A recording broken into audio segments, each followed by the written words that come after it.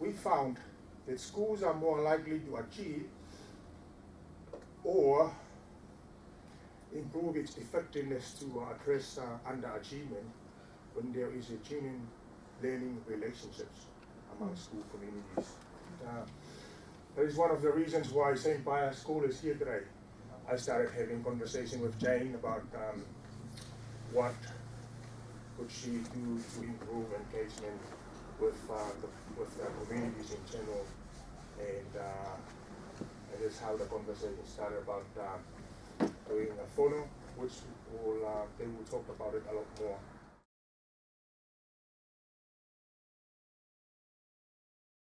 Yossi's right. We do have, as schools, an emphasis on achievement because it's really expected of us. We're doing well. So that's a bit where I'm happy-ish about, but I'd still like to make it better than, right up here, 85%, which is of course the ministry's goal as well. And it wasn't until Yossi came to the school and did the Health Promoting Schools review tool with our staff members that we identified what we needed to work on and perhaps how we were going to do it. That was a sort of a mystery. So lovely, in April came along and we attended that workshop and we thought, and the biggest thing that came out of that for me was how can we further encourage parent engagement. It's not about involvement, not having them sort of sitting on the outside, but really engaged not only with their learning but with each other. And that's the bit I didn't really know how to do. How do we engage, how do the parents engage with each other? The other thing I picked up from that workshop, it's not about me telling them what they needed to do, it's asking them what did they want to do, what had been effective, and so we asked these questions. We had our first funnel in May, and we welcomed the families, and we had some food, and got them together, and we wanted to share the results of the achievement, so that they knew where their children sat. The group thought there was a need to get Pasifika parents more engaged. They wished to encourage all Pasifika parents to invest as much student learning as they do into church and sport.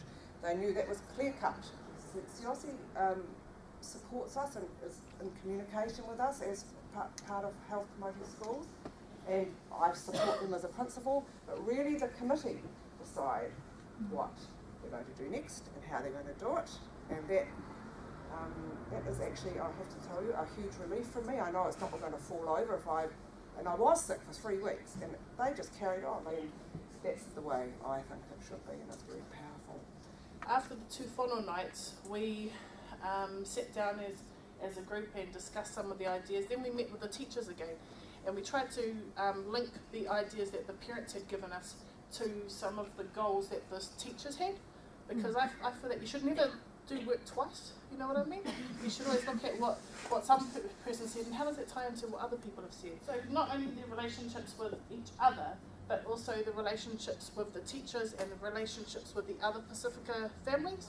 We wanted homework sessions. So maths was the one that was important to us, that we had the most difficulty understanding, and that was across a large percentage of our parents that was identified at the funnel. So we decided that was going to be our first homework session. And what other way to engage mothers, who are normally the most influential people in our children's lives, than with sports, because most mothers, they don't put themselves first. So it was trying to figure out, okay, if they're an inspiration to our children and they're the ones that come along to the funnel evenings, then why not do something with them first? Let's build a relationship. And so Cassius hooked us up with the first Zumba class. So the homework session strengthens the relationship between what's happening in the classroom and the what the teachers are doing and how you can help your child. And then the physical activity, it's strengthening relationships with other Pasifika families as well as any other culture in the school, because it's not limited just to Pasifika. It's open to all, and it's also open to the community. So we posted on Facebook.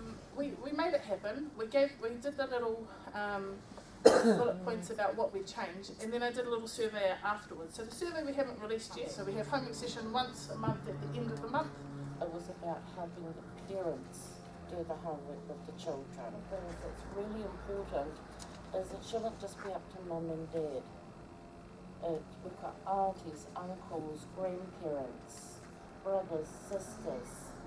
And that's one of the things that we're trying to do also, is point out that it just doesn't have to be mum and dad help out. And part of my role is get in contact with the parents, telling them what's going on, not just with the homework but with the fitness sessions.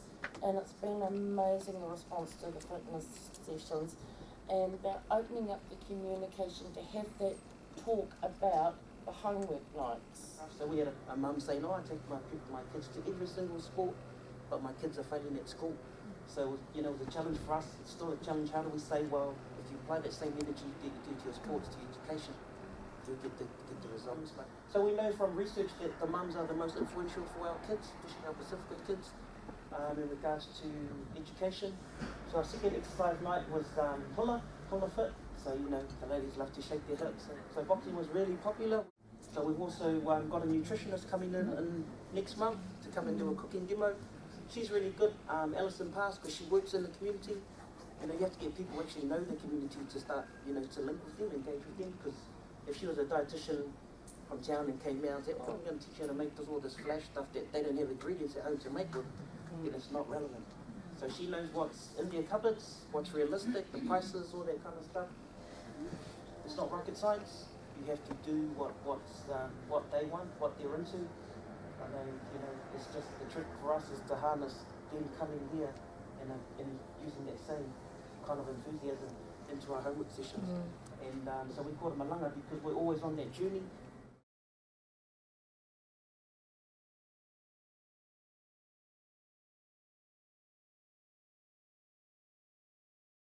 You know, this is the future. The kids are the future. So we know if we don't get our teaching habits, our right habits into our kids at primary, it's going to be hard at intermediate, it's going to be really hard at college. So we have to instill those teaching values with the parents and the kids at primary school because that's where it starts.